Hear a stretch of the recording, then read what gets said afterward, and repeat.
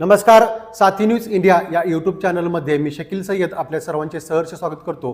Phaltan education society, cricket academy of champion Phaltan तसेच Govind milk Phaltan यांच्या संयुक्त विद्यमानाने गोविंद चषक T20 अंडर 20 स्पर्धेचे वेळापत्रक नुकतेच श्रीमंत संजीवराजे नाईक निंबाळकर बाबा यांनी जाहीर केले।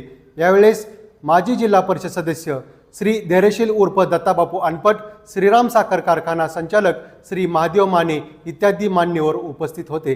यावेळेस स्पर्धेचे आयोजक श्री अशोकराव गाडगीळ, श्री दशरथराव नाईक निंबाळकर, श्री आवी कांबळे, मदोजी हायस्कूलचे मान्य प्राचार्य श्री बाबासाहेब गंगावणे सर उपस्थित होते। स्पर्धेचा शुभारंभ 18 ऑक्टोबर रोजी होणार असून या स्पर्धेत एकूण 9 संघ साखळी पद्धतीने सामने खेळतील।